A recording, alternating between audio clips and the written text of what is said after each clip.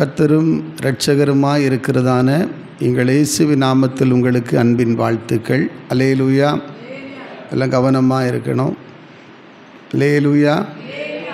தேவ பிள்ளைகளே, கடந்த வாரத்தில் நம்ம இந்த மாதம் நம்ம கர்த்தர் கொடுத்த அந்த வாக்குத்தத்த வார்த்தையை நாம் தியானிக்கலாம். நமக்கு வாக்குத்தத்த செய்தியின் அந்த நாளில் நமக்கு தியானிக்கக்கூடிய அந்த சமயம் இருக்காது. அதிகாலை ஜெபந்தான் நமக்கு முக்கியமாக இருக்கும். அதனால் நமக்கு இந்த முதல் வாரத்தில் அந்த வார்த்தையை நாம் தியானித்து ஜெபிக்கிறது நமக்கு ஒரு ஆசீர்வாதம். Praise the Lord. அல்லேலூயா சொல்லுவோம்மா. கையை தூக்கி ஒரு அல்லேலூயா சொல்லுவோம்மா. தேவனுடைய பிள்ளைகளே, இன்றைக்கும் வாசிக்கலாம். கலாத்தியர் 3வது அதிகாரத்திலே அதில் 13வது வசனத்தை வாசிக்க கேட்போம். கலாத்தியர் 3:13 ஒருவர் சத்தமாக வாசிங்க. மரத்திலே தூக்கப்பட்ட எவனும் சபிக்கப்பட்டவன் என்று எழுதியிருக்கிறபடி கிறிஸ்து நமக்காக சாபமாகி நியாயப்பிரமாணத்தின் சாபத்திற்கு நம்மை நீங்களாக்கி மீட்டு கொண்டார். ஆமென். அல்லேலூயா. கவனிச்சு பாருங்கள்.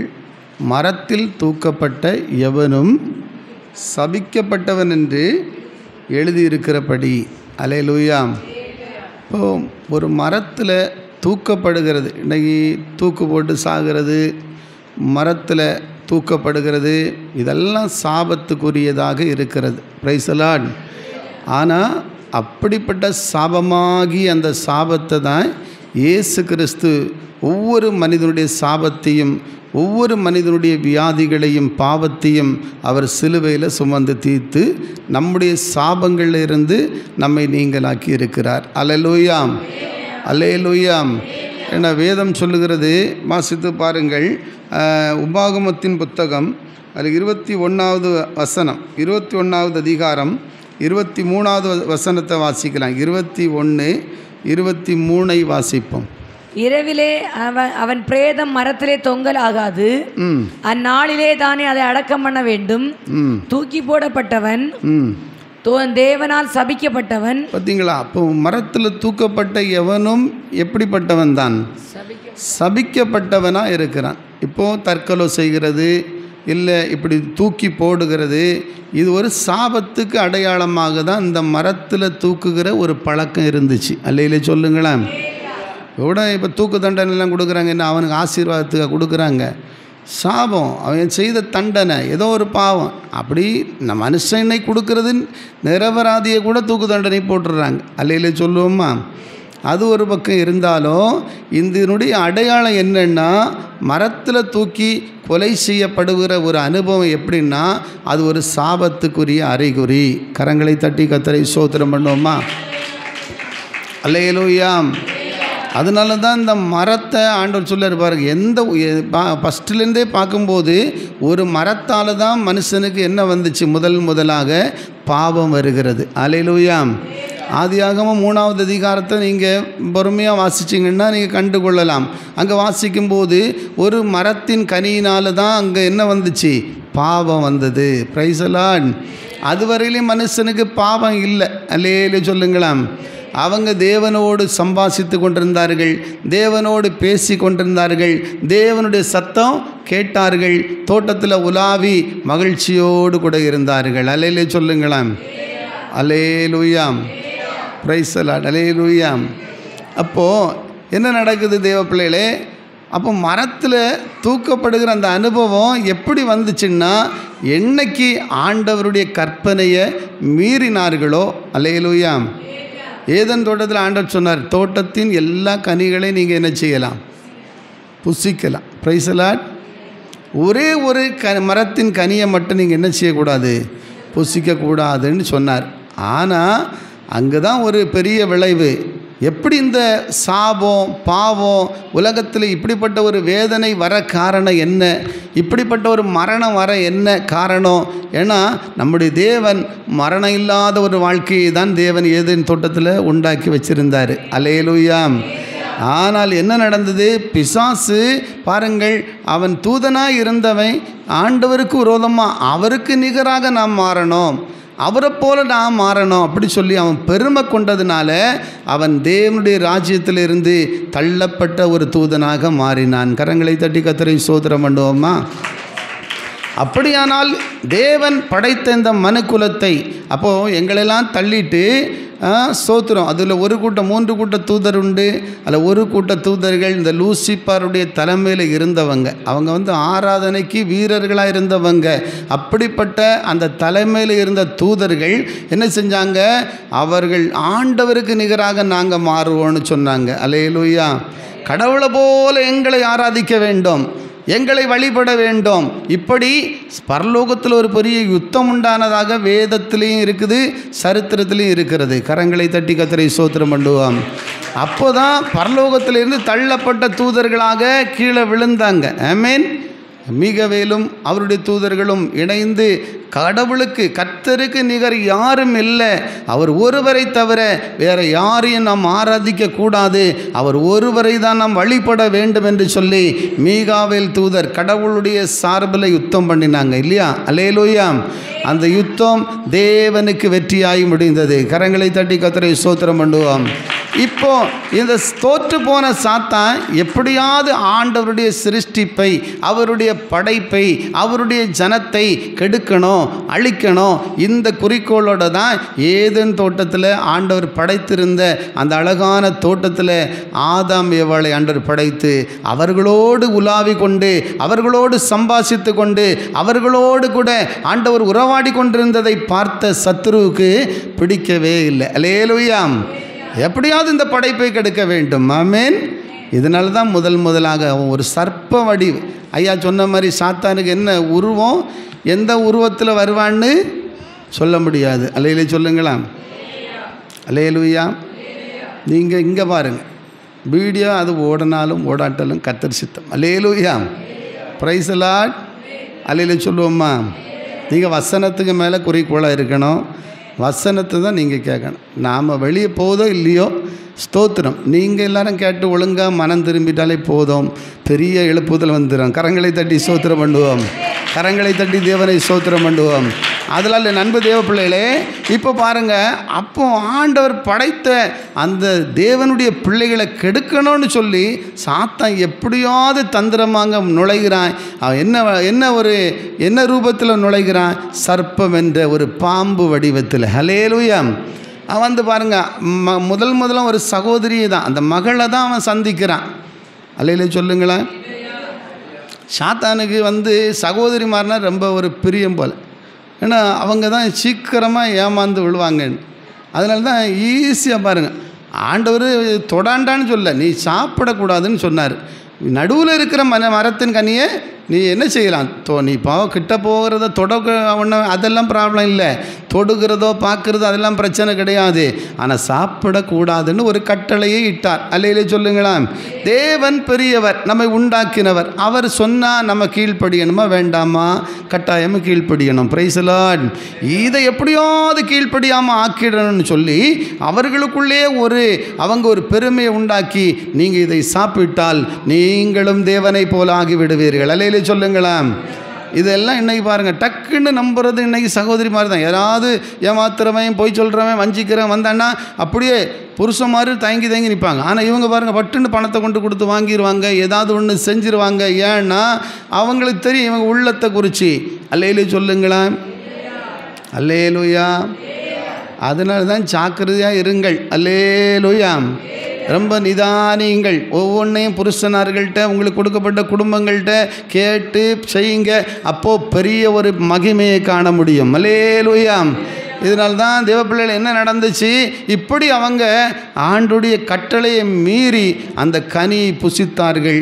புசித்தது நிமித்தம் அவர்களுக்கு பாவம் வந்தது மாத்திரமல்ல, சாபமும் கடந்து வந்தது. அல்லேலூயா. முதல்ல சர்ப்பத்தை ஆண்டவர் சபித்தார். அல்லேலூயா. எல்லாரும் உற்சாகமாக கரங்களை தட்டி தேவனை ஸ்தோத்திரம் பண்ணுவோமா.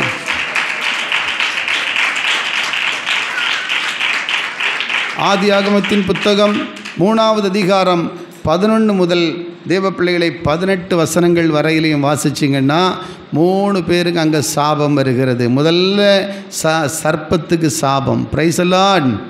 சாத்தானை தேவன் சபிக்கிறார். அவன் சபிக்கப்பட்டவன். ஆதலால் தான் இன்றைக்கி அவன் எல்லாருக்கும் ஏதாவது ஒரு சாபத்தை கொடுத்து மக்களை அழிக்கணும்னு அவன் பார்க்குறான். அல்லேலூயா சொல்லுங்களாங்க. எல்லாம் உற்சாகமாக அல்லேலூயா சொல்லுவோம்மா. இரண்டாவது ஸ்திரீ காரணமாக இருந்த அந்த மகளுக்கு சாபம் வந்தது. மூன்றாவது ஆதாம் அவள் சொல்லுக்கு அவன் இணங்கி அவனும் அந்த பாவத்தை செய்தபடியினால தேவ கட்டளையை மீறின நிமித்தமாக அவனுக்கும் சாபம் வந்தது. ஹல்லேலூயா. கடைசி ஆண்டு சொன்னார், உனக்கு எல்லாமே ஆசீர்வாதமாக இருக்காது. நீ கஷ்டப்பட்டாதான் உனக்கு பலன் உண்டாகும். நீ பிரயாசப்பட்டாதான் உன் வேர்வை துளி நிலத்தில் விழுந்தாதான் நீ உனக்கு ஆகாரம் என்றே சொல்லிவிட்டார். கரங்களை தட்டி ஸ்தோத்திரம் பண்ணுவோம்மா. தேவ பிள்ளைகளை, இப்படி தான் முதலாக சாபம் இந்த உலகத்தில் நுழைகிறது. அல்லேலூயா சொல்லுங்களேன். ஆனால் அந்த சாபம் அப்படியே போயிடல, இன்னைக்கு தொடர்ந்து கொண்டே இருக்கிறது. கரங்களை தட்டி கர்த்தரை ஸ்தோத்திரம் பண்ணுவோம். அதனால தான் அந்த சாபங்களில் இருந்து உங்களை விடுதலையாக்க தான் இயேசு கிறிஸ்து இந்த உலகத்தில் அவதரித்தார். ஒவ்வொரு மனிதனுடைய பாவத்தை சிலுவையிலே சுமந்து தீர்த்தார். ஒவ்வொரு மனிதனுக்காக முள்முடி சூட்டப்பட்டார். ஒவ்வொரு மனிதனுக்காக, ஒவ்வொரு மனிதர்களுக்காக அவர் சாபமாய் மாறினார். அவருடைய வல்லமையின் ரத்தம் இந்த உலகத்தில் சிந்தப்படாமல் இருந்திருந்தா இன்னைக்கு நீங்களும் நானும் கூட ஏதோ ஒரு சாபத்துக்குள்ளே அடிமைப்பட்டு கிடந்திருப்போம். அல்லேலூயா சொல்லுவோமா. இன்னைக்கு அந்த சாபம் பூமியில் இருக்க தான் செய்யுது இல்லையா? ஆசீர்வாதங்கள் இல்லை. நிறைய குடும்பத்தில் இன்னைக்கு அந்த சாபம் தொடருது. பிரியமானவர்களே, சாபம் வர காரணம் என்ன? அநேக காரியங்கள் ஆண்டவர் சொல்லியிருக்கிறாரு. எப்படி சாபம் வந்தது? முதலாக பிசாசு அந்த சாபத்தை விதைத்தான். அல்லேலூயா. அதுக்கு காரணமாக இடம் கொடுத்தாங்க. எப்படியானாலும் பரவாயில்லை, சாபம் வந்தாலும் பரவாயில்லை, ஆண்டுடைய சொல்லை விட அருமையானவர்களே சாத்தான் சொன்னதை நம்பினாங்க. அல்லேலூயா. இன்றைக்கி அப்படி தான் கடவுளுடைய வார்த்தை கேட்குறதுக்கு இன்றைக்கி பாருங்கள் எல்லாம் காய் அங்கே இங்கே பார்த்துட்டே கிடக்கும். தேவ வார்த்தை கேட்கும்போது வசனத்தை நோக்கி இருக்கணும். அல்லேலூயா. Praise the Lord. ரட்சிக்கப்பட்டிருக்கிறீங்களோ, ஞானஸ்தானம் எடுத்திருக்கிறீங்களோ, அதெல்லாம் இல்லை. வேதம் சொல்லுது சாபம் நீங்கணும்னா நீங்கள் வேதத்தின்படி நடக்கணும். கையை தட்டி கர்த்தரை ஸ்தோத்திரம் பண்ணுவோம். வேத வசனத்துக்கு ஏற்றபடி உங்கள் வாழ்க்கை இருக்க வேண்டும். வேத சத்தியத்தின்படி நீங்கள் வாழ வேண்டும். இல்லைன்னா சாபம் ஏதோ ஒரு வழியில் உன் குடும்பத்தை இன்னைக்கும் பிடித்து கொண்டே தான் இருக்குது. அல்லேலூயா சொல்லுங்களேன். நீங்கள் நினைக்கிறீங்க ஏசன் பாவத்தையும் சாபத்தையும் சிலுவையில் சுமந்து தீர்த்துட்டாருன்னு. ஆனால் சாபம் வர அது மட்டும் இல்லை, நிறைய காரணங்கள் இருக்கிறது. அல்லேலூயா சொல்லுங்களாம். இன்றைக்கும் ஏதோ ஒரு சாபம் ஒருவேளை உங்கள் வீட்டை சூழ்ந்து கொண்டிருக்கலாம். இன்றைக்கி எத்தனை பேர் ஐயோ குடும்பங்கள் தத்தளிக்கிறாங்க, என் குடும்பம் சாபத்தில் கிடக்குது. எனக்கு குடும்பத்தில் 3 சாபங்களை குறித்து சொல்லப்பட்டிருக்கிறது. அதில் பார்க்கும்போது 3 விதமான சாபம். ஏன்னா சில சாபங்கள் அருமையான வேதம் சொல்லுறது பாருங்க. 3 விதமான சாபத்திலையும் ஒன்று வாசிக்கும்போது முதலாவது ஒரு சாபம் என்னென்னா பாருங்கள், ஆதாம் ஏவாள் அந்த தோட்டத்தில் இருந்து சாபம் உருவாகுது. Praise the Lord. அல்லேலூயா. அதனால் இப்போ என்னென்னா பாருங்கள் என்ன சாபம் எல்லாம் வருது. முதல்ல மனுஷர் தேவனிடத்திலிருந்து வருகிற ஒரு சாபம் இன்னைக்கு இருக்குது. அல்லேலூயா சொல்லுங்களா. தேவனிடத்திலிருந்து வருகிற சாபம். இரண்டாவது மனிதர்கள் மூலமாக வருகிற சாபம். மூன்றாவது பரம்பரையாக கடந்து வருகிற சாபம். அல்லேலூயா சொல்லுவோமா. அல்லேலூயா. அல்லேலூயா. ஏதோ ஒரு சாபம் உங்கள்கிட்ட இருக்கா, உங்கள் வாழ்க்கையில் இருக்கா, இதை பார்த்து தான் இன்றைக்கி நம்ம ஜெபிக்க போகிறோம். Price the Lord. அல்லேலூயா சொல்லுவோமா. எத்தனை பேர் சந்தோஷமாக இருக்கிறீங்க? எத்தனை பேருடைய வாழ்க்கையில் சாபம் மாறணும்னு விரும்புகிறீங்க? ஏதோ ஒரு சாபம் உங்களை இன்றைக்கி, ஒருவேளை சாபம் இல்லைன்னா நீங்கள் சந்தோஷமாக இருப்பீங்க, மகிழ்ச்சியாக இருப்பீங்க, விடுதலையாக இருப்பீங்க. ஏன் இருக்க முடியலை? ஏதோ ஒரு சாபம் உங்களை சூழ்ந்து கொண்டிருக்கிறது. இன்றைக்கு உங்களை வேதனைப்படுத்தி கொண்டே இருக்கிறது. இன்றைக்கு உங்களை ஆளுகை செய்கிறது தேவ பிள்ளைகளே. ஆதலால் தான் சாபத்துக்கு நீங்கள் இடம் கொடாதீர்கள். அல்லேலூயா சொல்லுங்களேன். ஆதலால் வேதம் சொல்லுகிறது 3 விதமான சாபங்கள் இன்னைக்கு உலக மக்களே சொல்கிறாங்க. என்னது? பாருங்கள், பரம்பரையாக வருகிற சாபங்கள். ரெண்டாவது தனக்குத்தானே சாபங்கள் வருகிற, மக்களால் வருகிற சாபம். இப்போ சில நேரங்களில் சில மக்கள் இன்றைக்கி பாருங்கள், நீங்கள் ஒரு உண்மையானவர்களுக்கு விரோதமாக எல்லாரும் கவனம் இங்கே இருக்கணும். அல்லேலூயா சொல்லுவோம்மா. அல்லேலூயா. இல்லை நீங்கள் போய் பிடிங்க போய். Praise the Lord. அல்லேலூயா சொல்லுவோம்மா. அல்லேலூயா. நான் எப்போவும் சொல்லிட்டேன், வீடியோ இல்லை, இங்கே பாருங்கள். கரங்களை தட்டி கர்த்தரை ஸ்தோத்திரம் பண்ணுவோம். அல்லேலூயா. வசனம் சொல்லுகிறது தேவப்பிள்ளைகளே. அப்போ 3 விதமான சாபங்களில் எது இன்னைக்கு பாரு, பரம்பரை சாபம், அதை போல் இன்றைக்கி மக்களால் வருகிற சாபங்கள். இன்னும் ஒரு சாபத்தை குறித்து பார்க்கும்போது பாருங்கள், ஸ்தோத்திரம், தேவனால் வருகிற சாபங்கள். இப்போ தேவனுடைய வார்த்தையின்படி அன்னைக்கு ஆதாம் ஏவாள் நடக்காமல் போன போது என்ன வந்துச்சு? சாபம் வந்தது. அல்லேலூயா சொல்லுங்களேன். இதை குறித்து நீங்கள் பாருங்கள். தேவனுடைய வார்த்தைக்கு கீழ்ப்படியாமல் போனால் என்ன வருது? உபாகமத்தின் புத்தகம் முதலாவது எடுத்து வாசிக்கலாம். உபாகமத்தின் புத்தகம் 28வது அதிகாரம். அது 28வது அதிகாரத்தில் 1 முதல் 15 வசனங்கள் வரையிலும் கர்த்தருடைய வார்த்தை என்ன சொல்லப்பட்டிருக்கிறது? இன்றைக்கு நான் உனக்கு விதிக்கிற உன் தேவனாகிய கர்த்தரின் கட்டளைகளின்படியெல்லாம் நீ செய்ய கவனமாக இருந்தால் இப்பொழுது சொல்லப்படுகிற ஆசீர்வாதம் உனக்கு வந்து பலிக்கும். அல்லேலூயா. ஆனால் 15வது வசனத்துக்கு மேலே என்ன சொல்லப்பட்டிருக்கு? 14, 15 வாசித்து பாருங்கள். 14 படிங்க. அதே அதிகாரத்தில் விதிக்கிற உன் தேவனாகிய கர்த்தரின் கட்டளைகளை கைக்கொள்ளவும் அவைகளின்படி நடக்கவும் அவைகளுக்கு செவி கொடுத்து வந்தால். இப்போ கர்த்தருடைய அந்த கட்டளைகள், அந்த வார்த்தைகள் தேவனுடைய சத்தத்துக்கு செவி கொடாமல் போகும்போது, செவி கொடுத்து வந்தால் கர்த்தர் உன்னை வாலாக்காமல் தலையாக்குவார். நீ கீழாகாமல் மேலாவாய். மேலே வாங்க. தொடர்ந்து வாசிங்க. இன்று நான் உனக்கு விதிக்கிற உன் தேவனாய் கர்த்தருடைய எல்லா கற்பனைகளின்படியும் கட்டளைகளின்படியும் நடக்க கவனமாயிருப்பதற்கு அவர் சத்தத்திற்கு செவிகொடாதே போவாயாகில். சரியா கவனிங்க. கர்த்தருடைய சத்தத்துக்கு செவிகொடாதே போவாயாகில் இப்பொழுது சொல்லப்படும் சாபங்கள் எல்லாம் உன்மேல் வந்து உனக்கு பலிக்கும். இப்பொழுது சொல்லப்படுகிற சாபங்கள் எல்லாம் உன் மீது வந்து உனக்கு பலிக்கும். அல்லேலூயா. நீ பட்டணத்தில் ஆசீர்வாதமாக இருப்பா, வெளியில் ஆசீர்வாதமாக இருப்பா, எல்லாம் கரெக்டு தான். உன் கையின் பிரயாசம் எல்லாம் ஆசீர்வதிக்கப்படும், கூட ஆசீர்வதிக்கப்படும், போகையில் ஆசீர்வதிக்கப்பட்டிருப்பாய், வருகையில் ஆசீர்வதிக்கப்பட்டிருப்பாய். கர்த்தர் சொன்னதெல்லாம் உண்மைதான். கரங்களை தட்டி கர்த்தரை ஸ்தோத்திரம் பண்ணுவோம். ஆனால் என்னைக்கு நீ கர்த்தருடைய சத்தத்துக்கு கீழ்ப்படியாமல் செவி கொடாமல் கர்த்தருடைய வார்த்தையை கனப்பண்ணாமல் போகும் பொழுதே உங்கள் வாழ்க்கையில் சாபம் வருகிறது. கரங்களை தட்டி கர்த்தரை ஸ்தோத்திரம் பண்ணுவோம். சாபம் எப்படி வருகிறது? வேதம் சொல்லுகிறது. உபாகமத்தில் பார்க்கும்போது பாருங்கள், மொத்தம் 15 வசனம் வரையிலையும் ஆசீர்வாதம். ஆனால் எத்தனை வசனம் வரையிலையும் சாபம் இருக்குது தெரியுமா? 53 வசனம் வரையிலையும் சாபம். அல்லேலூயா சொல்லுங்க. ஒரே அதிகாரத்தில் எத்தனை வசனம் சாபம்? 53 வசனம். நீங்கள் வீடுகளில் வாசிங்க. 53 வசனம் வரையிலையும் சாபம் வருகிறது. ஏன்?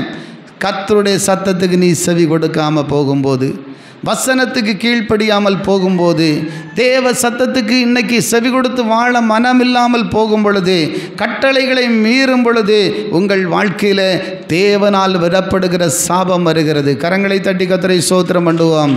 எங்கே பார்த்தாலும் இன்னைக்கு சாபம். வேதம் சொல்லுகிறது, அருமையான தேவப்பிள்ளைகளே, தேசம் சாபத்தினால் துக்கிக்கிறது என்று வேதம் சொல்லுகிறது. மனிதர்களுக்கு மட்டும் இல்லை, தேசத்திலேயும் இன்னைக்கு சாபம் தான். அல்லேலூயா சொல்லுங்களேன்.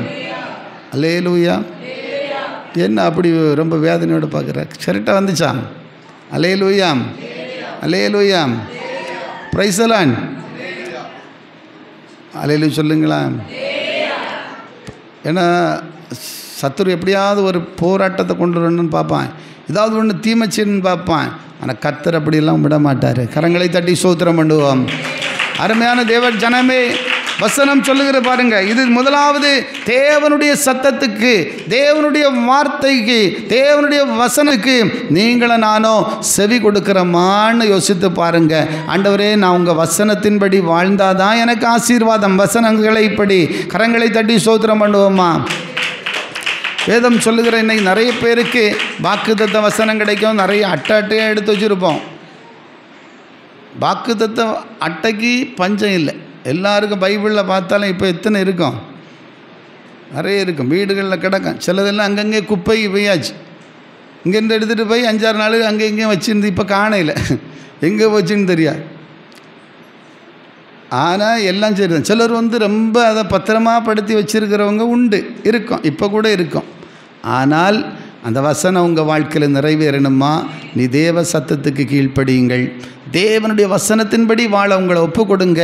பார்த்தீங்களா, 15 வசனம் மாத்திரம் ஆசீர்வாதத்தை ஆண்டவர் சொல்லிட்டு மீதி 53 வசனத்தையும் ஆண்டவர் சாபத்துக்கு அடையாளமாக சொன்னார். ஏன்னா நீ இப்படிலாம் செய்யாமல் போகும்போது, இப்படி நடக்காமல் போகும்போது, இப்படி வாழாமல் போகும்போது உனக்கும் உன் குடும்பத்துக்கும் உன் சந்ததிகளுக்கும் என்ன வரும்? சாபம் வரும் என்று சொன்னார். கரங்களை தட்டி ஸ்தோத்திரம் பண்ணுவோம்.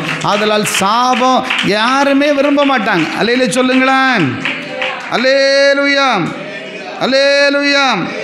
யாராவது சாபத்தில் இருக்கணும்னு விருப்பம் இருக்குமா? சாபன்றது ஒரு வேதனை, மிகப்பெரிய, அது மாற்ற முடியாத ஒன்று. அல்லேலூயா. அது நீ யாராலும் மாற்ற முடியாது, முன்னோர்களால் மாற்ற முடியாது. நீ எங்கே போனாலும் பணம் கொண்டு போய் மந்திரவாதிகிட்ட கொடுத்த சாபம் மாறாது. தேவ பிள்ளையே, இல்லை டாக்டர்கிட்ட போய் எனக்கு சாபத்தை மாற்ற முடியுமா ஐயான்னு கேட்டு பாருங்கள், சாபத்தை மாற்ற முடியாது. சாபத்தை மாற்றக்கூடிய ஒரே ஒரு தெய்வம் நம்முடைய ஆண்டவர் இயேசு கிறிஸ்துவை தவிர யாதொரு மனுஷனாலே முடியாது. ஏன்னா சாபத்தை அவர்தான் ஆசீர்வாதமாய் மாற்ற முடியும். சாபத்துக்காக தான் அவர் தன்னுடைய ஜீவனை கொடுத்து இரத்தத்தை சிந்தி ஒவ்வொரு மக்களுடைய சாபத்தை அவர் சிலுவையில் சுமந்திருக்கிறார். அல்லேலூயா. இதை நீங்களை நானும் உண்மையாக விசுவாசித்து அதுக்கேற்றபடி நீங்கள் நடந்தாதான் உங்கள் சாபங்கள் நீங்கும். அல்லேலூயா சொல்லுங்களேன். சிலருக்கு வாழ்க்கையில் இப்போ சாபம் எப்படி வருதுன்னே தெரியாமல் சாபம் வந்துடும். வேதம் சொல்ல சாபம் பாவம் வாசல் படியில் படுத்து கிடக்கும். இன்றைக்கி நிறைய பேர் சாபத்தை விரும்புகிறாங்க. வேதத்தில் ஒரு வசனம் உண்டு, சாபத்தை விரும்பினால் அது வருமா. 109வது சங்கீதம் அதில் 17, 18 2 வசனங்களை வாசித்து பாருங்கள். 109 அதில் 17, 18 வசனம். சாபத்தை விரும்பினான் அது அவனுக்கு வரும். பார்த்தீங்களா, ஆண்டவர் சொன்னார் ஆசீர்வாதத்தையும் சாபத்தையும் உங்கள் முன்னாலேயே வைக்கிறேன்னு சொன்னார் இல்லையா? அல்லேலூயா. ஆனால் நீங்கள் எதை எடுத்துக்கொள்வீர்களோ அது உங்களுக்கு கிடைக்கும். Price the Lord. ஜூஸ் வச்சுருக்காங்கன்னு வச்சுடுங்க, இன்னும் ஒன்றில் ஒரு விஷம் வச்சுருக்காங்க, இல்லை பாய்சன், நமக்கு அப்படிப்பட்ட ஒரு இது வச்சுருக்குன்னு வச்சுடுங்க. எல்லாரும் விரும்புவது என்ன? ஜூஸு நல்லா இருக்கணும். அல்லேலூயா சொல்லுங்களேன். அல்லேலூயா. எல்லாரும் என்னென்னா நல்லதை தான் விரும்புவாங்க. ஆமேன். யாரும் கெட்டு போகணுன்னு நினைக்க மாட்டாங்க, யாரும் சாபத்துக்குள்ளே போகணுன்னு நினைக்க மாட்டாங்க. எந்த குடும்பத்துலேயும் சாபம் வரட்டுன்னு எந்த மனுஷனும் விரும்புவதில்லை. ஆனால் சாத்தான் எப்படியாவது ஒரு சாபத்தை கொண்டு போட போகிறான். நிலையில சொல்லுங்களேன். அருமையான தேவ பிள்ளைகளே, சாபத்தை விரும்பினான் அது அவனுக்கு வரும். நிறைய பேர் சாபத்தை விரும்புகிறாங்க. சாபம் வந்தாலும் பரவாயில்லை, நான் இப்படி தான் நடப்பேன், இப்படி தான் வாழ்வேன், இப்படி தான் இருப்பேன். விரும்பும்போது அந்த சாபம் உன்னை தொடர ஆரம்பிக்கும். கைகளை தட்டி கர்த்தரை ஸ்தோத்திரம் பண்ணுவோம். ஆதலால் தான் வேதம் சொல்லுகிறது, தேவனால் வருகிற சாபம் உண்டு, தேவனால் விடப்படுகிற சாபங்கள் உண்டு. அன்னைக்கு ஆண்டவர் சொன்ன முள்ளும் குறுக்கும் அவனுக்கு முளைச்சிச்சு. எல்லாமே வேதனை பாடுகள். இன்னைக்கு வரல அந்த சாபங்களுக்குள்ளே தான் மக்கள் இருக்குது. ஆனால் அதே சாபம் நீ இயேசுவோடு வரும் பொழுது எல்லாமே உனக்கு மாற்றப்பட்டு எல்லாம் லகுவாக மாறிவிடும். எல்லாம் உனக்கு மகிமையாக மாறிவிடும், ஒரு சமாதானமாக மாறிவிடும், ஒரு சந்தோஷமாக மாறிவிடும். ஆதலால் இந்த சாபங்கள் இருந்து எனக்கு ஒரு விடுதலை வேண்டும் என்று நீங்களும் நானும் விரும்பணும். அல்லேலூயா சொல்லுங்களேன். அந்த சாபத்தை விரும்பக்கூடாது. ஆண்டவரே எனக்கு ஒரு ஆசீர்வாதம் வேண்டும், இந்த சாபம் என்னை விட்டு நீங்கணும். Price the Lord. அதனால தான் தேவ பிள்ளைகளே, முதலாவது சாபம் வருகிறதற்கு முக்கிய காரணமாக இருக்கிறது தேவனுக்கு கீழ்ப்படியாமல், தேவ சத்தத்துக்கு செவி கொடுக்காமல் போகும்போது, கர்த்தருடைய வார்த்தைக்கு கீழ்ப்படியாமல் போகிறது நிமித்தம் சாபம் வருகிறதாக நாம் உபாகமத்தின் புத்தகத்தில் படித்தோம். இரண்டாவது ஒரு காரியத்தை நான் உங்களுக்கு சொல்லுகிறேன். உபாகமத்தின் புத்தகம் வாசிக்கலாம், 11வது அதிகாரம் 28வது வசனத்தை சீக்கிரமாக எடுத்து படிங்க. 11:28. உங்கள் தேவனாகிய கர்த்தரின் கற்பனைகளுக்கு கீழ்ப்படியாமல் இன்று நான் உங்களுக்கு விதிக்கிற வழியை விட்டு விலகி நீங்கள் அறியாத வேறே தேவர்களை பின்பற்றுவீர்களானால் சாபமும் வரும். அல்லேலூயா. இப்போ தேவனை விட்டு உன்னை உண்டாக்கின தெய்வத்தை மறந்து அவரை ஆராதிக்காமல் அவரை வழிபடாமல் அவருக்கு நாம் நன்றியாக வாழாமல் நீங்கள் ஒருவேளை அவரை தவிர வேறொரு வழிபாடுகள், வேறொரு தெய்வம், வேறொரு விதமான விக்கிரக வழிபாடுகள் இப்படிப்பட்ட காரியத்தை நாம் செய்வோமானால் கண்டிப்பாக சாபம் உங்களை தொடரும். அல்லேலூயா சொல்லுங்களேன். வசனம் சொல்லுகிறது பாருங்கள், அந்த சாபம் உங்களோடு போகிறது கிடையாது, உங்கள் தலைமுறைகளை பாதிக்கும். அதுதான் தலைமுறை சாபங்கள். கைகளை தட்டி கர்த்தரை ஸ்தோத்திரம் பண்ணுவோம். அதனால் தான் வேதம் சொல்லுகிறது பாருங்கள், ஆண்டவருடைய வேதத்தில் வாசிக்கிறோம், யாத்திராகமத்தின் புத்தகம் 20வது அதிகாரம் அங்கே 3லிருந்து நீங்கள் 3 வசனம் 6வது வசனம் வரையிலையும் படித்து பாருங்கள். யாத்திராகமம் 20வது அதிகாரம் அங்கே வாசிக்கலாம், சீக்கிரமாக எடுத்துக்கொள்ளுங்க. 23லிருந்து படிப்போம், 3வது வசனத்திலிருந்து படிப்போம். என்னையன்றி உனக்கு வேறே தேவர்கள் உண்டாயிருக்க வேண்டாம், அவரை தவிர வேறு தேவன் உனக்கு உண்டாயிருக்க வேண்டாம். மேலே வானத்திலும் கீழே பூமியிலும் பூமியின் கீழ் தண்ணீரிலும் உண்டாயிருக்கிறவைகளுக்கு ஒப்பான ஒரு சொரூபத்தை ஆகிலும் யாதொரு விக்கிரகத்தை ஆகிலும். நீங்க ஒருவேளை நான் விக்கிரகத்தை வழிபடலை, நான் சொரூபத்தை தான் வழிபடுறேன்னாலும் சொரூபத்தை ஆகிலும் அல்லேலூயா அல்லேலூயா சொல்லுங்களேன். கரங்களை உயர்த்தி ஒரு அல்லேலூயா சொல்லுவோம்மா. ஒரு சொரூபத்தை ஆகிலும் அசிமா, ஒரு சொரூபத்தை ஆகிலும் யாதொரு விக்கிரகத்தை ஆகிலும் அது சொரூபமா இருக்கட்டு விக்கிரகமா இருக்கட்டு, யாதொரு விக்கிரகத்தை ஆகிலும் நீ உனக்கு உண்டாக்க வேண்டாம். நீ அவைகளை நமஸ்கரிக்கவும் சேவிக்கவும் வேண்டாம். தேவனாகிய கர்த்தராயிருக்கிற நான் எரிச்சலுள்ள தேவனாயிருந்து என்னை பகைக்கிறவர்களை குறித்து பிதாக்களுடைய அக்கிரமத்தை பிள்ளைகளிடத்தில். நல்ல கவனிங்க, இப்ப பரம்பரை போகுதான் இல்லையா? கையை தட்டி கர்த்தரை ஸ்தோத்திரம் பண்ணுவோம். நம்ம உற்சாகமா கரங்களை தட்டி ஸ்தோத்திரம் பண்ணுவோம். வேதம் சொல்லுகிறது அங்கே ஒரு வாட்டி கூட வாசிங்க, அதில் அந்த இப்போ வாசிச்சது. உன் தேவனாகிய கர்த்தராயிருக்கிற நான் எரிச்சலுள்ள தேவனாயிருந்து என்னை பகைக்கிறவர்களை குறித்து பிதாக்களுடைய அக்கிரமத்தை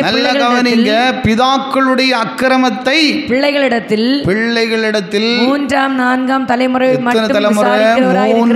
4ஆம் தலைமுறை மட்டும் விசாரிக்கிற தேவனாயிருக்கிறேன். அல்லேலூயா. கரங்களை தட்டி கர்த்தரை ஸ்தோத்திரம் பண்ணுவோம். அல்லேலூயா. ஒரு தலைமுறைக்கு ஒரு 80 வயசு வச்சு பாருங்க, இல்லை ஒரு கொஞ்சம் குறைச்சி கூட பாருங்க, 75 வச்சு பார்த்தாலும் 300 வருஷம் சாபம் மாறுவதில்லை. அல்லேலூயா. என்ன ஏன் இப்படி ஆகுதுன்னு தெரியல. எங்கள் வீடை பார்த்தா என்னை பார்த்தாலும் சாபம், என்னை பார்த்தாலும் பிரச்சனை, என்னை பார்த்தாலும் இந்த வியாதி, என்னை பார்த்தாலும் சமாதானம் இல்லை. அன்பு தேவ ஜனமே, உங்களுடைய முன்னோர்களுடைய சாபங்கள் கூட உங்களை தொடரும். அல்லேலூயா. ஆனால் அந்த சாபம் மாறுறதுக்கு இன்றைக்கு ஒரே ஒரு வழி, உங்களுக்காக இயேசு கல்வாரி சிலுவையில் பலியாகி விட்டார். ஹல்லேலூயா. சாபத்தை அவர் சுமந்து தீர்த்துட்டாரு, இனி நீங்கள் சுமக்காண்டாம். ஆனால் ஒரே ஒரு முடிவு, ஆண்டவரே உமக்காக வாழ என்னை ஒப்பு கொடுக்கிறேன், உம்முடைய இரத்தத்தினால் என்னை கழுவும். இல்லைன்னா கண்டிப்பாக அந்த சாபம் தொடர்ந்துகிட்டே தான் இருக்கும். நீங்கள் ரட்சிக்கப்பட்டு ஞானஸ்தானம் எடுத்து அபிஷேகம் பண்ணப்பட்டிருந்தாலும் தேவனுக்கு உண்மையாக இல்லைன்னா, வசனத்துக்கு கீழ்ப்படியலைன்னா, நம்ம இன்னைக்கு பார்த்தீங்கன்னா நிறைய பேர் ரட்சிக்கப்பட்டு ஆண்டோடைய பிள்ளைன்னு சொல்கிறவங்க கூட இன்றைக்கு 2 மனம். இன்னைக்கு விக்கிரக வழிபாடுகளை நேசிக்கிறவர்கள் உண்டு, அதை நம்பி இருக்கிறவர்கள் உண்டு, சிலைகளை நேசிக்கிறவர்கள் உண்டு. இப்படிப்பட்ட அனுபவம் இருக்குமானால் சாபம் உங்களை விட்டு விலகுவதில்லை, தொடர்ந்து கொண்டே இருக்கும். அல்லேலூயா. அல்லேலூயா. உங்கள் பிள்ளைகளை கூட அப்படிப்பட்ட காரியத்துக்கு நீங்கள் இடம் கொடுத்து செய்யாதுங்க. அல்லேலூயா சொல்லுவோம்மா. அருமையான தேவ பிள்ளைகளை, சாபம் வரக்கூடாது யாருமே விரும்புவது கிடையாது. எனக்கு சாபம் வேண்டாம் வேண்டான்னு தான் நம்ம எல்லாரும் சொல்கிறோம். ஆனால் சாபம் வராதபடி நீ உன்னை பாதுகாக்க வேண்டுமானால் கர்த்தருடைய வார்த்தைக்கு செவி கொடுங்க. கைகளை தட்டி ஸ்தோத்திரம் பண்ணுவோம். வசனத்துக்கு உங்களை ஒப்பு கொடுங்க. கர்த்தருடைய வார்த்தைக்கு கீழ்ப்படியுங்கள் தேவ ஜனமே. ஏன்னா வேதம் சொல்லுகிறது, அவரிடத்தில் அன்பு கூர்ந்து அவருடைய கட்டளைகளுக்கு கை கொள்ளுகிறவர்களுக்கோ 1000 தலைமுறை உனக்கு இரக்கம் செய்கிற தேவனாய். கையை தட்டி கர்த்தரை ஸ்தோத்திரம் பண்ணுவோம். 1000 தலைமுறை இரக்கம் வேண்டுமா, இல்லைன்னா 4 தலைமுறை உனக்கு சாபம் வேண்டுமா என்பதை நீங்கள் தான் இன்றைக்கு சிந்திக்க வேண்டும். அல்லேலூயா. சாபத்தை நீ சிலருக்கு வந்து கர்வம், என்ன வந்தாலும் வரட்டு, பரவாயில்லை, வரோம், பிற வாழ்நாளெல்லாம் அனுபவிப்பீங்க. அல்லேலூயா. சாபத்தை விரும்பினான், அவனுக்கு அது வரும். ஒரு நாளும் துணிகரமான வார்த்தையை சொல்லாதுங்க. ஆண்டவரே எனக்கு வேண்டாப்பா, என்னோட போக போகிறதில்ல, என் பிள்ளைகளுக்கு இந்த சாபம் போகக்கூடாது ஆண்டவரே. ஒருவேளை உன்னோடு உன் சாபம் போகுமானா பரவாயில்லை, 4 தலைமுறை சாபங்களுக்குள்ளே நீங்கள் கடந்து போகும்போது அந்த பிள்ளைகள் பாதிக்கப்படுகிறார்கள். அவங்க வாழ்நாளெல்லாம் கண்ணீரோடு இருக்கிறாங்க. அடுத்த தலைமுறைகள் பாதிக்கப்படுகிறது. இன்றைக்கு ஆண்டவரே இந்த சாபம் என்னை தொடரக்கூடாது, இதற்கு ஒரு முடிவு வேணாம் ஆண்டவரே. வேண்டாத வழிபாடுகள், வேண்டாத காரியங்கள், வேண்டாத சிந்தைகள், கீழ்ப்படியாத சுபாவங்கள், இப்படிப்பட்ட காரியத்தில் நீங்கள் வளரக்கூடாது ஆண்டவரே. என்னை நான் ஒப்பு கொடுத்து உம்முடைய பிரியமான மகளாக மாற்றுங்க. அல்லேலூயா. இன்றைக்கி இந்த வார்த்தை தேவ பிள்ளைகளை யாருக்கோ ஒருடைய வாழ்க்கையில் சாபங்கள் மாறுவதற்கு காரணமாக இருக்கும் என்று நான் விசுவாசிக்கிறேன். கைகளை தட்டி ஸ்தோத்திரம் பண்ணுவோம். சாபங்கள் மாறி உனக்கு ஒரு ஆசீர்வாதத்தை வரணும்னு சொல்லி தான் கர்த்தருடைய வார்த்தை உன்னை நோக்கி வருகிறது. அல்லேலூயா. வேதம் சொல்லுகிறது, விக்கிரக வழிபாடுகளினாலே, சிலை வழிபாடுகளினாலே சாபம் உன்னை தொடரும். அது 1000 தலைமுறை வரையிலையும், இன்றைக்கி 4 தலைமுறை வரையிலையும் அந்த சாபங்கள் தொடர்ந்து கொண்டே இருக்கும். இன்னும் ஒரு இடத்துல வேதம் சொல்லுகிறது, ஏன்னா வசனம் சொல்லி கொடுக்குறதுக்கு நேரம் இல்லை, டைம் இல்லை, ஆனாலும் ஒரு வார்த்தையை நீங்கள் வாசித்து பாருங்கள். வசனம் சொல்லுகிறது, யாத்திராகமத்தின் புத்தகம் ஸ்தோத்திரம் 34 அதில் 7வது வசனத்தை படித்து பாருங்கள். 34:7 படி. 1000 தலைமுறைகளுக்கு இரக்கத்தை காக்கிறவர், அக்கிரமத்தை மீறுதலையும் பாவத்தை மன்னிக்கிறவர், குற்றவாளியை குற்றமற்றவனாக விடாமல் பிதாக்கள் செய்த அக்கிரமத்தை பிள்ளைகளிடத்திலும். நல்லா கவனிச்சு பார்த்தீங்களா? இப்போ பிதாக்கள் அப்பா செய்கிற பாவம் பிள்ளைகளுக்கு போகுதா இல்லையா? அல்லேலூயா. அம்மா அப்பா அங்கே வீடு நம்ம வீடு. அதனால தான் நான் சொல்கிறேன், ரொம்ப ஜாக்கிரதையாக இருக்க வேண்டும். பிதாக்கள் செய்கிற அக்கிரமத்தை பிள்ளைகளிடத்திலும் பிள்ளைகளுடைய பிள்ளைகளிடத்திலும் 3ஆம் 4ஆம் தலைமுறை மட்டும் விசாரிக்கிறவருக்கு சொல்லுகிறார்.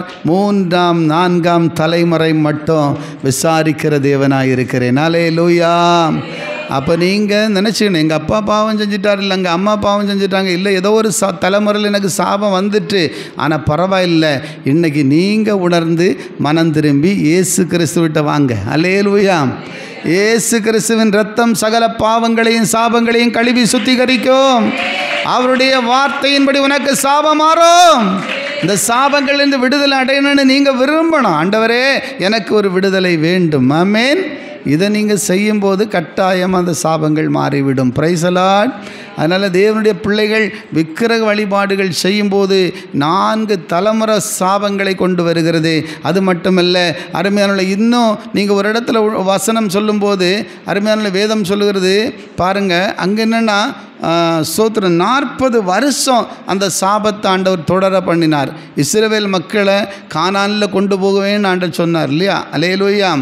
ஆனால் கானானில் நீங்கள் போனோன்னா முதல்ல அந்த பட்டணத்தை போய் வேவு பார்க்க சொன்னபோது இதை நம்மளால் சுதந்திரிக்க முடியாதுன்னு மக்கள் சொன்னாங்க இல்லையா? அல்லேலூயா சொல்லுங்களேன்.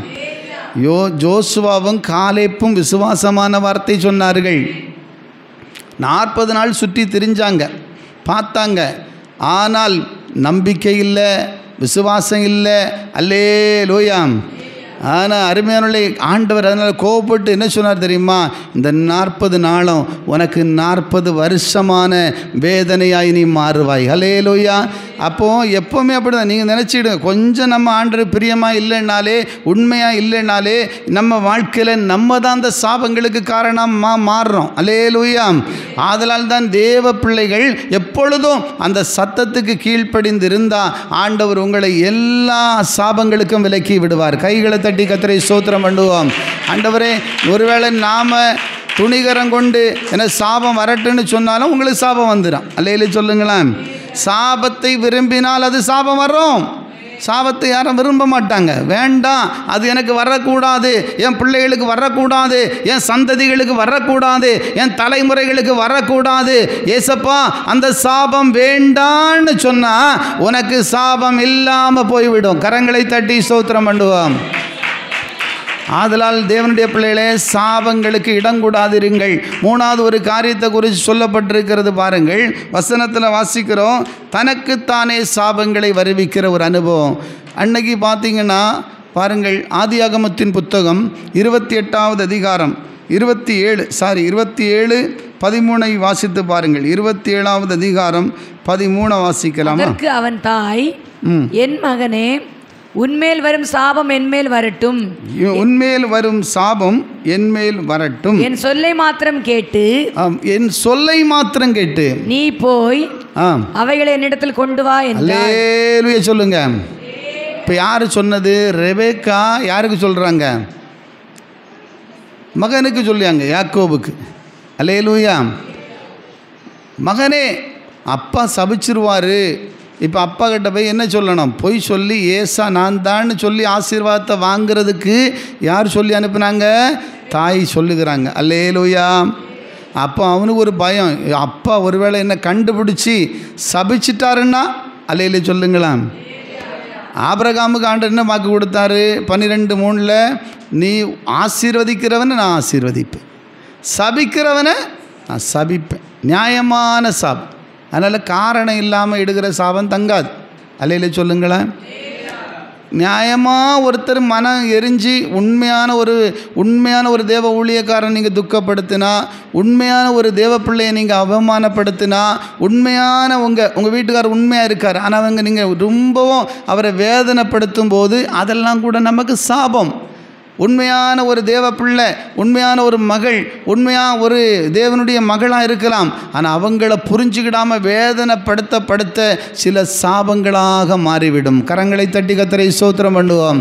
ஆதலால் தான் வேதம் சொல்லுகிற சாபத்துக்கு நிறைய வழி இருக்குது. அல்லேலூயா. சாபம் வரக்கூடாதுன்னா நானும் ரொம்ப ஜாக்கிரதையாக இருக்க வேண்டும், கரிசனையாக இருக்க வேண்டும்.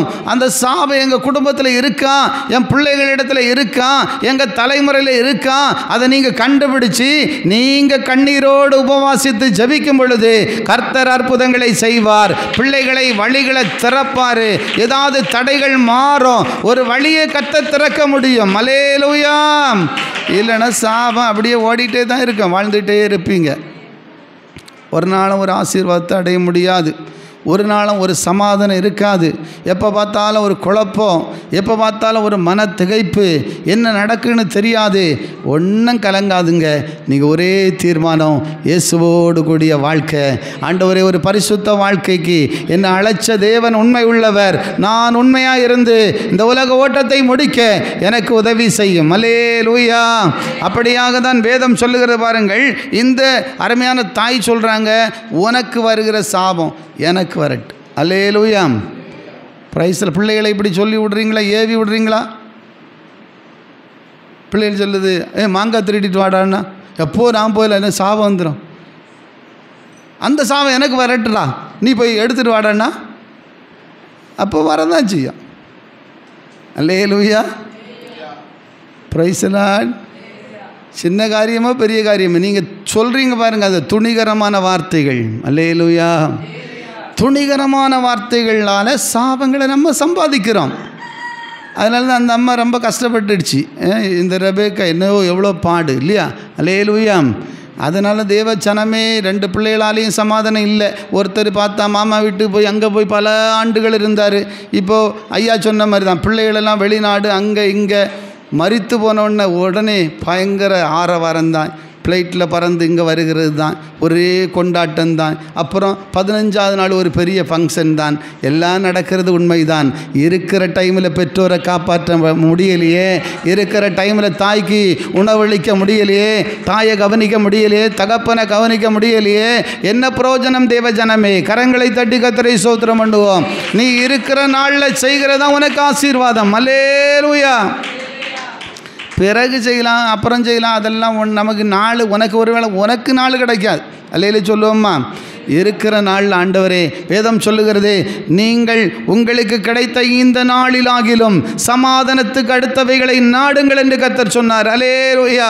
சமாதானத்துக்குரியவைகளை நீ நாட வேண்டும், இல்லைன்னா நம்முடைய வாழ்க்கை மிக வேதனையாக மாறிவிடும். தேவ பிள்ளைகளே, இப்போ தாய் சொல்றாங்க, உனக்கு வருகிற சாபம் எனக்கு வரட்டுடா, பரவாயில்லடா, நான் சொல்றதை கேளுடா. அல்லேலூயா. ஒரு நாளும் பிள்ளைகளுக்கு தேவையில்லாத ஒரு வழியை காண்பித்து கொடுக்காதுங்க. தேவையில்லாத ஒரு காரியத்துக்கு அது என்னைக்கு இருந்தாலும் ஒரு சாபத்துக்குள்ளே தான் நம்ம வாழ்க்கை இருக்கும். கரங்களை தட்டி ஸ்தோத்திரம் பண்ணுவோம். ஆதலால் தனக்கு தானே சாபங்களை வர வைக்கிற என்னை பாருங்கள், அந்த அம்மா ஒன்றுமே சொல்லாமல் இருந்தால் கூட அது நல்லா இருந்திருக்கும். அல்லையிலே சொல்லுங்களேன். அல்லேலூயா.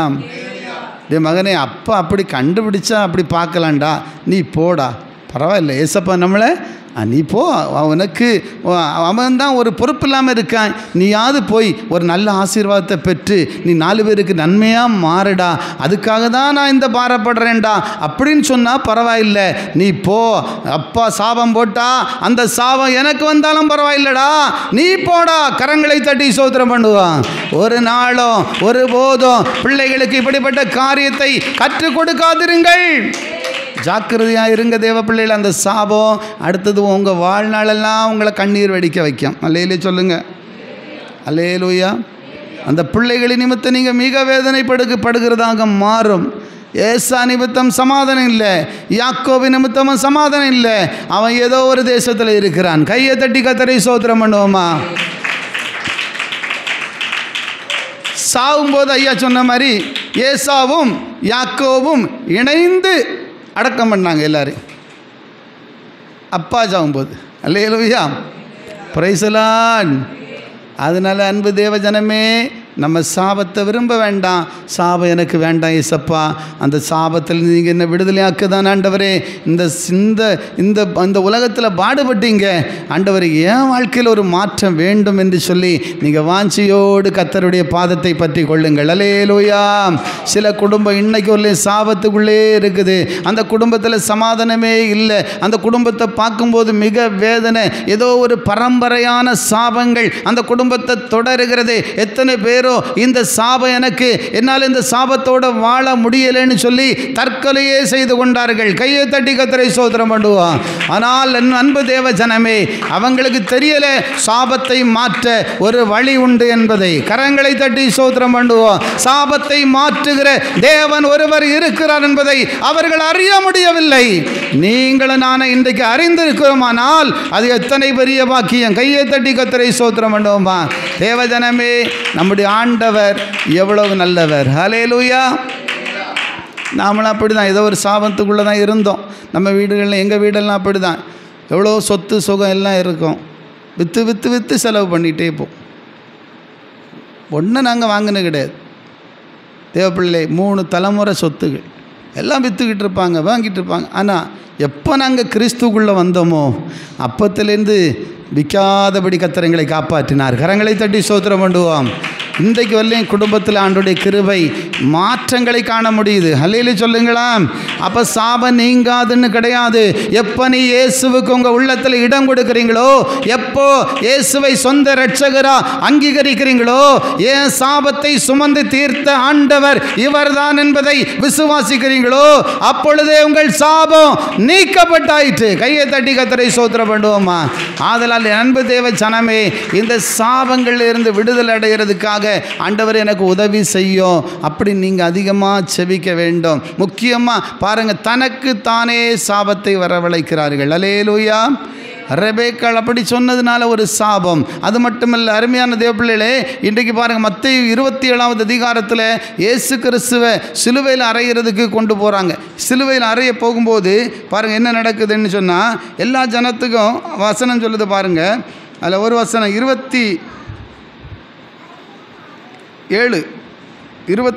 அதிகாரம் 24, 25 2 வசனங்களை வாசிக்கலாம். கலகம் அதிகமாகிறதே அல்லாமல் தன் பிரயத்தத்தினாலே பிரயோஜனம் ஒன்றுமில்லை என்று பிலாத்து கண்டு தண்ணீரை அள்ளி ஜனங்களுக்கு முன்பாக கைகளை கழுவி, தண்ணீரை அள்ளி ஜனங்களுக்கு முன்பாக கைகளை கழுவி கழுவி, இந்த நீதிமானுடைய இரத்த பழிக்கு நான் குற்றமற்றவன், நீங்களே பார்த்துக் கொள்ளுங்கள் என்றான். நீங்களே பார்த்துக் கொள்ளுங்கள் என்றான். அதற்கு ஜனங்கள் எல்லாம் என்ன சொன்னாங்க? இவனுடைய இரத்த பழி. இந்த பாருங்க, யாருடைய இரத்த பழி? இயேசுவின் இரத்த பழி. அல்லேலூயா. ஆமென். அவர் நீதிமான், ஆனால் அவர் அநீதியாக தீர்ப்பு செய்கிறாங்க. அப்போது ஜனங்கள்லாம் சொல்கிறாங்க, அந்த தீர்ப்பு எங்கள் மேலே வந்தால் பரவாயில்லை. அல்லேலூயா.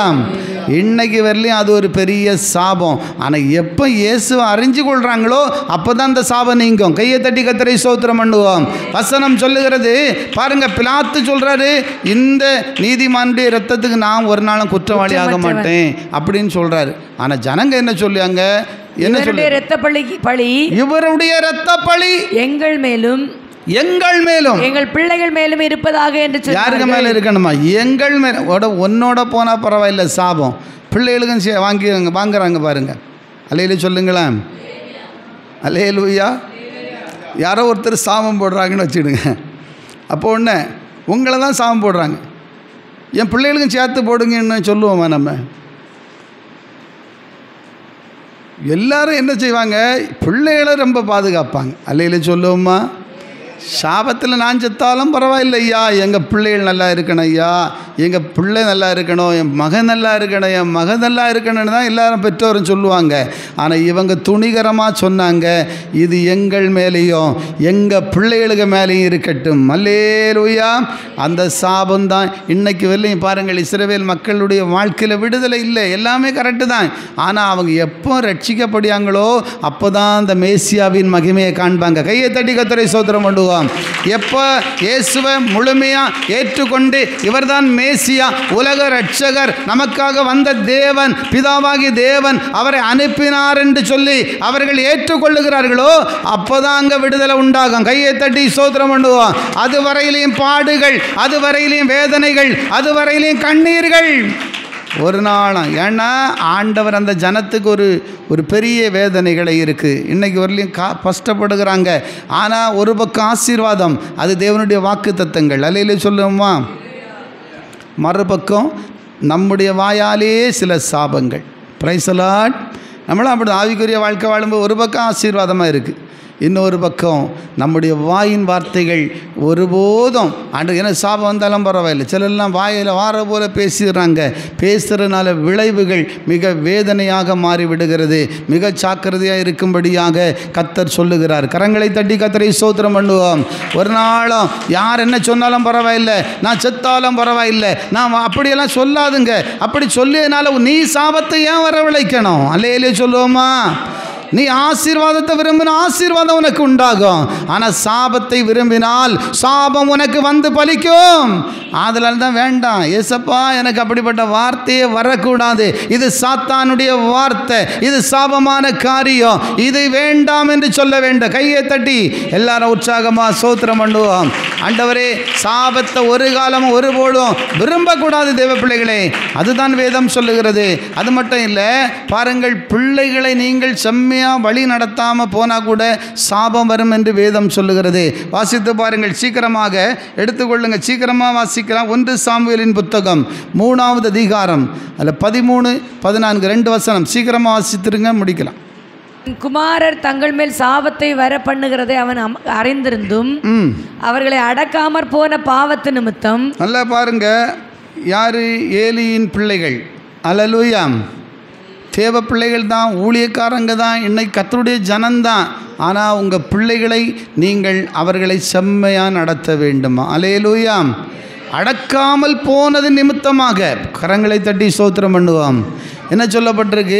அடக்காமல் போன பாவத்து நிமித்தம். அடக்காம பிள்ளைகளை நீங்கள் கண்டிக்கணும், தண்டிக்கணும், இப்படி இருக்கணும், இப்படி செய்யணும், இதுதான், இப்படி தான் நடக்கணும். இதை மீறி நடந்தால் உனக்கு வேதனை வந்துடும், உனக்கு கஷ்டம் வந்துடும், தேவ கோபம் வரும், பெற்றோரை கனம் பண்ணணும்னு நம்ம இன்னைக்கு வசனம் கேட்டோம் இல்லையா? கையை தட்டி ஸ்தோத்திரம் பண்ணுவோம். அப்படியானா நீ இதெல்லாம் செஞ்சாதான் உன் வாழ்நாள் நீடித்திருக்க முடியும். அல்லேலூயா. அன்றைக்கு ஏலியின் பிள்ளைகள் வந்து அடங்காதவங்களாக இருந்தாங்க, ஆண்டவருக்கு விரோதமாக இருந்தார்கள். எது வந்தாலும் பரவாயில்லை, துணிகரமான பாவங்களை செய்தார்கள். துணிகரமாக நடந்தது நிமித்தம் இந்த ஏலி என்கிற தேவ மனுஷன் அவர் என்ன செய்யலை, பிள்ளைகளை அடக்க வேண்டிய விதத்தின்படி அடக்கி தான் அவங்கள வழி நடத்தணும். அல்லையிலே சொல்லுங்களா? அவர் சொல்லாமல் இல்லை, என் குமாரரே ஏன்டா பாவம் செய்கிறீங்க, தேவகோபத்துக்கு நீங்கள் ஏன்டா ஆளாகிறீங்க அப்படிலாம் சொன்னார். சிலர் அப்படி தான் பிள்ளைகளை அப்படியே தட்டி கொடுத்து கண்டித்து செம்மையாக்கி வழி நடத்தணும். அது நம்முடைய கடமை. அல்லையிலே சொல்லுங்களேன். நீங்கள் சொல்ல வேண்டியது சொல்லிடணும், செய்ய வேண்டியது செய்யணும். Praise the Lord. இல்லைன்னா அந்த பிள்ளைகளுக்கு ஏதோ ஒரு சாபம் வரும்போது அது மிகப்பெரிய வேதனையாக மாறிடும். ஏலியின் பிள்ளைகள் 2 பேரும் ஒரு நாளிலே மரித்து போனாங்க. நல்லா புரிஞ்சுக்கிடுங்க. சாபம் வந்துட்டுன்னா நமக்கு என்ன நடக்குன்னு தெரியாது. வேதம் சொல்லுகிற ஒரே நாளில் மரித்து போனாங்க. ஏன் காரணம் என்ன பாருங்கள், வசனம் சொல்லுகிறது, இங்கே சொல்லப்பட்டிருக்கு பாருங்கள். தனக்குத்தானே அந்த சாபத்தை குறித்து பார்க்கும்போது பிள்ளைகளை பெற்றோர் அடக்காவிட்டால் அந்த சாபங்கள் நமக்கு வருகிறது என்று வேதம் சொல்லுகிறது. 1 சாமுவேலில் நம்ம வாசித்தோம் இல்லையா? 14வது வசனம் படிங்க. 14:3-14. அது நிமித்தம் ஏலியின் குடும்பத்தார் செய்த அக்கிரமம் ஒருபோதும் பலியினாலாவது காணிக்கையினாலாவது, பலி கொடுத்தா மாறாது, காணிக்கை கொடுத்து பாவத்திலே சாபத்தை தப்பிச்சிடலாம், சாபெல்லாம் ஓட்டிடலான்னா ஓடாது, நிவர்த்தியாவதில்லை என்று ஏலியின் குடும்பத்தை குறித்து ஆணையிட்டிருக்கிறேன் என்றார். அல்லேலூயா. சிலர் சாபம் நீங்கிறது காணிக்கை கொண்டு கொடுத்துட்டா போதும், ஒரு நாளும் போகாது. அன்பு தேவ ஜனமே, சாபம் நீங்கணுன்னா அதுக்கு நீங்கள் என்ன செய்யணும்? Praise the Lord. அல்லேலூயா சொல்லுவோம்மா. அதுக்குரிய வழியை தேடணும். அல்லேலூயா சொல்லுங்க. சாபம் சும்மா நீங்கம்மா, அதற்காக தான் தேவ பிள்ளைகளை அடக்காமல் போகும்போது, பிள்ளைகளை செம்மையாய் நடத்தாமல் போகும்போது, அவங்க என்ன செஞ்சாலும் கண்டுக்கிட்டே இருந்துட்டோம், ஒன்றும் காணாமல் இருக்கிறது போல இருந்தால் அந்த சாபம் அந்த பிள்ளைகளை பிடித்து கொள்ளும். அல்லேலூயா. வேதம் சொல்லுகிற பார்த்தீங்களா? அதனால் நீ பலியினாலேயும் காணிக்கையினாலேயும் சாபத்தை போக்கலான்னு நினச்சாலும் நான் ஒருபோதும் அதை அங்கீகரிப்பது இல்லை. கையை தட்டி கர்த்தரை ஸ்தோத்திரம் பண்ணுவோம், கரங்களை தட்டி தேவனை மகிமைப்படுத்துவோம். ஆதலால் ஆண்டவரே, இந்த சாபங்கள் பிள்ளைகளுடைய வாழ்க்கையில் ஒரு சின்ன தவறு செய்கிறாங்களா, இல்லை அவங்க மீறி போகிறாங்களா, அவங்களுக்கு யார் மூலம் ஆலோசனை கொடுக்கணுமோ, என்ன சொல்லணுமோ அதை நடத்த வேண்டிய வழியில் நீங்கள் நடத்தி அவர்களுக்காக நீங்கள் ஜெபிக்கணும். அல்லேலூயா. அப்போ அந்த பிள்ளைகளும் காக்கப்படுவார்கள், அந்த சாபங்களுக்கும் தப்புவிக்கப்படுவார்கள், நம்முடைய குடும்பங்களும் ஆசீர்வாதமாய் மாறும். கைகளை தட்டி கர்த்தரை ஸ்தோத்திரம் பண்ணுவோம். ஆதலால் நண்பு பிள்ளைகளை தொடர்ந்து பார்க்கும்போது ஏழைகளுக்கு இறங்காமல் போகும்போது உங்கள் வீடுகளில் சாபம் இருக்கும். ஏழைகளுக்கு, எளியவர்களுக்கு, கஷ்டப்படுகிறவங்களுக்கு உதவி செய்யாமல் போகும்போது கூட சாபங்கள் வருகிறதாக வேதம் சொல்லுகிறது. ஆனால் எல்லா சாபங்களிலும் தேவ பிள்ளைகளை, கர்த்தருடைய ஜனமே, நீங்கள் உண்மையாக இருக்கும்போது உங்கள் சாபங்களை தேவன் ஆசீர்வாதமாகவும் மாற்றுவாராம். கையை தட்டி ஸ்தோத்திரம் பண்ணுவான்.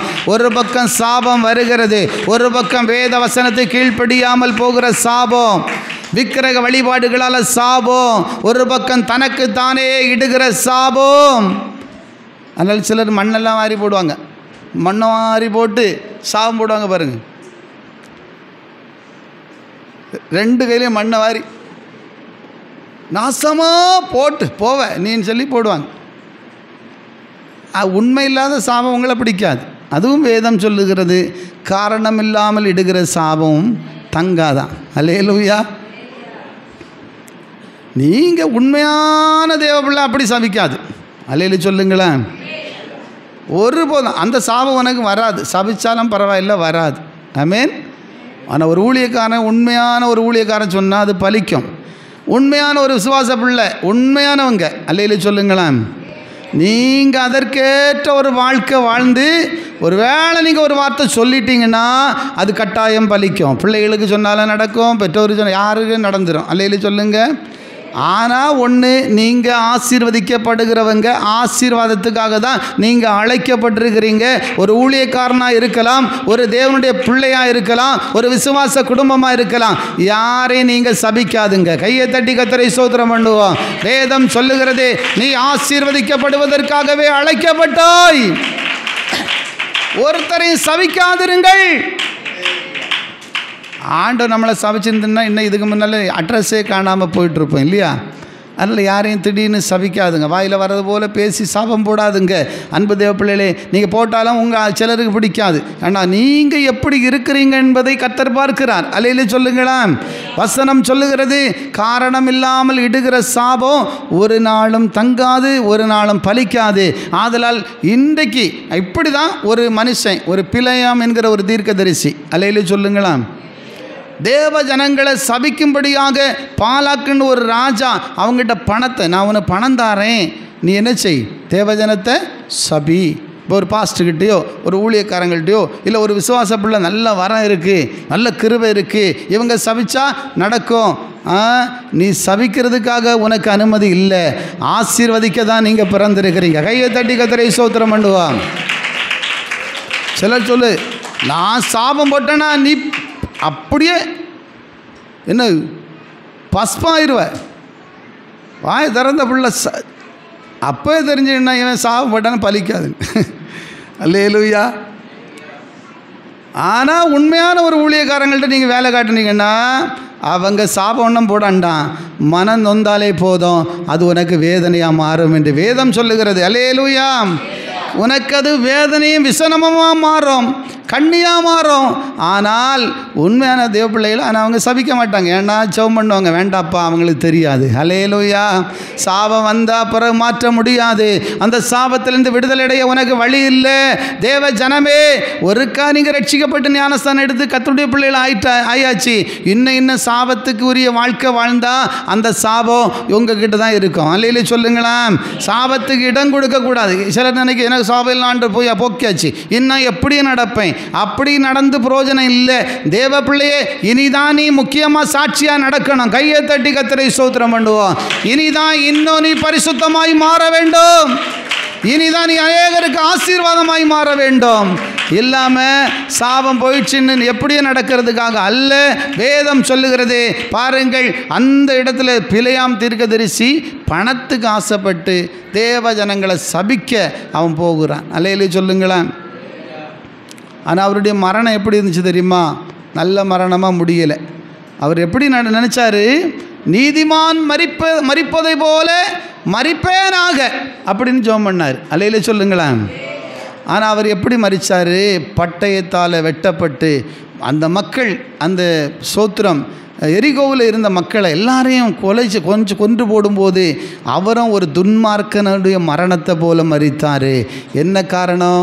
யாரையும் ஆண்டவர் விட மாட்டார். ஊழியக்காரனாக இருக்கட்டு, விசுவாசியாக இருக்கட்டு, ஒரு தேவ பிள்ளையாக இருக்கட்டு. ஆனால் தேவனுடைய ஜனமே, ஆண்டவரோடு உறவாடி வாழுகிறவங்க இன்னும் ஆண்டவருக்கு மகிமையாக வாழ வேண்டும். அல்லேலூயா சொல்லுங்களா. வசனம் சொல்லுகிறது பாருங்கள், கடைசியாக அந்த இடத்துல அவன் சபிக்க போகிறாரு. அப்போ சாபத்தை ஆண்டவர் பார்க்குறாரு. என் பிள்ளைகளோட சபிக்கிற உன்னை நான் ஆசீர்வாதமாக உன்னை ஒரு ஊழியக்காரனாக வச்சனே, ஒரு விசுவாச பிள்ளையாக அவனை தெரிந்து கொண்டனே, நீ சபிக்கிறதுக்காக அல்ல, உன்னை விசுவாச பிள்ளையாக ஒரு தேவ மகளாக வைத்திருக்கிறதுக்கு காரணம் இந்த காரியத்தை ஆண்டவர் விரும்பவே இல்லை. அல்லேலூயா. அப்பொழுதுதான் உபாகமம் 23 அதில் 5வது வசனம் சொல்லுகிறது. வாசித்து பாருங்கள். உபாகமம் 23 சீக்கிரம் எடுத்து வாசிங்க. 23வது அதிகாரம்.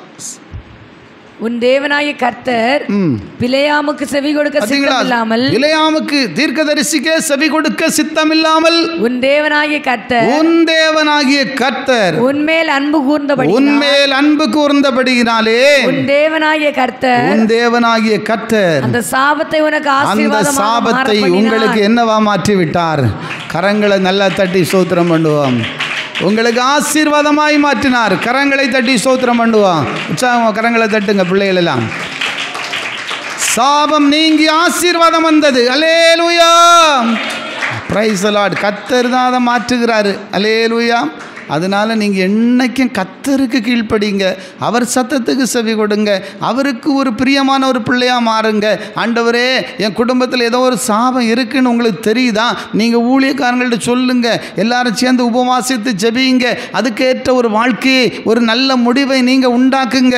அதற்காக பிரயாசப்படுங்கள். கைகளை தட்டி ஸ்தோத்திரம் பண்ணுவோம். ஒருவேளை அந்த 4 தலைமுறை சாபத்தில் ஏதோ ஒரு சாபம் ஒருவேளை உங்கள் குடும்பத்தை சூழ்ந்து கொண்டிருக்குமானால் அந்த சாபங்கள் இருந்து விடுதலைக்குரிய வழியை தேடுங்கள். நீங்கள் ஆண்டவரை அறிஞ்சிருக்கீங்கன்னா உங்கள் பிள்ளைகளுக்கும் சொல்லுங்கள். அல்லேலூயா. உங்கள் புருஷனாரோடு பேசுங்க, உங்கள் மனைவியோடு பேசுங்க. அப்படியா நீங்கள் செயல்படும் போது அந்த சாபங்கள் மாறி நீங்கள் ஆசீர்வதிக்கப்படுவது நிச்சயம். வேதம் சொல்லுகிறது பார்த்தீங்கள், நான் அதை உங்களுக்கு ஆசீர்வாதமாய் மாற்றினேன். உங்கள் மேலே என் மேலே அன்பு கூர்ந்து அதை ஆசீர்வாதமாய் மாற்றினார். அருமையான தேவ பிள்ளையே, கலாத்தியரில் வாசிக்கும் போது சாபத்தை நான் உங்களுக்காக சிலுவையில் சுமந்துட்டேன் ஆண்டவர் சொல்லியாரு. ஒரு மரத்தின் கனியினால் சாபம் வந்தது, ஒரு மரத்தினால் இயேசு சிலுவையில் நம்முடைய சாபத்தை எல்லாம் போக்கினார். ஆமென். ஒவ்வொரு மனிதனுடைய சாபத்தையும் இயேசு எந்த ஒரு மரத்தில் பாவம் தொடங்குச்சோ அதே மரத்தால் அந்த சாபத்தை அழித்தார். கரங்களை தட்டி கர்த்தரை ஸ்தோத்திரம் பண்ணுவோம்.